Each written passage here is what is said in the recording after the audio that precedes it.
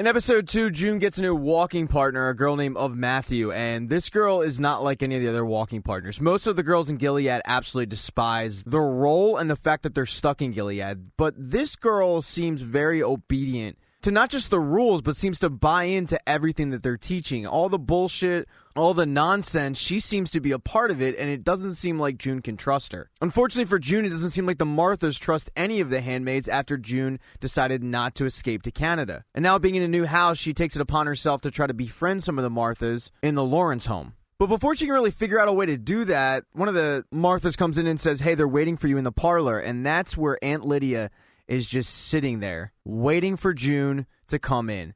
Yes, she actually lived. And she's just doing a checkup on June and seeing how the new household is fitting her, and also how she's fitting the new household. The commander says she's been great, all the ceremonies have been fine, and Mrs. Lawrence says she's been great and hasn't been disrespectful at all. And at the end of the meeting, Aunt Lydia says that she wants to see where June is staying, so she hobbles over to the stairs and then falls.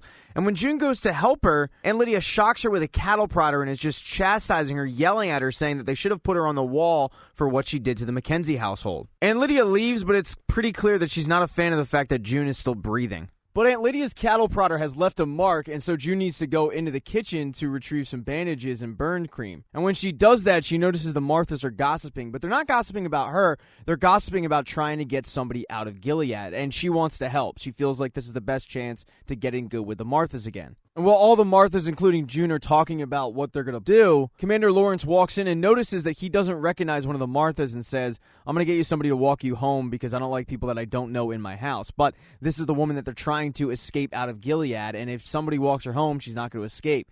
So June takes it in her own hands and walks into the living room and tells Commander Lawrence that she's trying to escape and you can't have somebody walk her home. And he goes, well, I don't know her. And June says, you didn't know me, but you helped me out. And he says, fine, it's your funeral. Go ahead. Do what you want to do. So all the Marthas along with June head out, and they're all dressed as Marthas, including June. They all have passes that will allow them to get out of their current section. And you're seeing parts of Gilead that you haven't seen before. It's basically the industrial part of Gilead that handmaids aren't allowed around because of the chemicals in the air. But it's very stressful for all the handmaids because they don't know if their passes are definitely going to work. Luckily for them, though, the passes do work and they're able to get through the military checkpoint. They take the woman to a garage and tell her to hide. Somebody will be there for her, but this is as far as they can go, and they start heading back. And when they head back, they see soldiers heading in the direction of where they were just coming from. Later that night, while they're washing up for dinner, June and the other Marthas start hearing a noise outside, and when they open the door, it's one of the women they were with and another woman who's been shot by soldiers. They don't really know what to do, so they put her in the basement, and they're trying to keep it from Commander Lawrence. But of course, he finds out, and when he calls him upstairs, he wants to know what the hell is going on. The one Martha lies to him and says that they saw a rat, but he sees completely through that lie.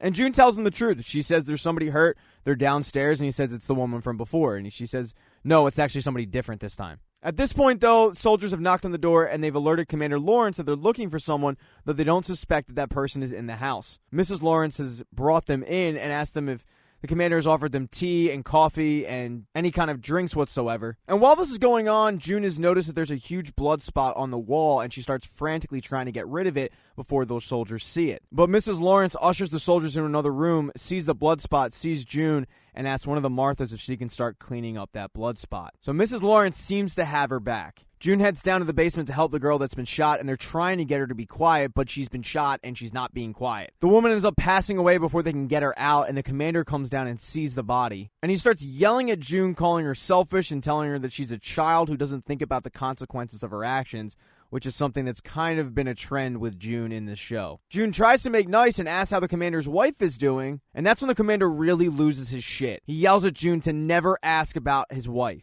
He then says that this whole thing was a mistake, and June says, we didn't know she was going to come back. And he says, no, that wasn't a mistake. Having you here in this house is a mistake. He tells June to take care of the body, and when another Martha tries to help June in that, he calls the Martha back in and literally makes June do it all herself, including digging the grave in the freezing cold dirt. The next day, as June walks to the market, she notices that the commander's wife is literally planting flowers exactly where she buried that body. Now, over in Canada, a few people are having a tough time transitioning back to normal life, and one of those people is Emily. The other one being Luke, and Luke is having a tough time because now he's got this woman in his house who he doesn't know, who brought him this baby from his wife who's still in Gilead, and obviously he's not the father of it. And he's kind of blaming Emily for this because Emily is not June. And Emily's having a tough time as she goes to doctor's offices, gets blood work done. She gets the phone number to a shrink that she can contact, also a plastic surgeon who can help fix her because down there they did stuff. But Emily is yet to call her wife, and finally when she leaves the eye doctor, she opens up her cell phone,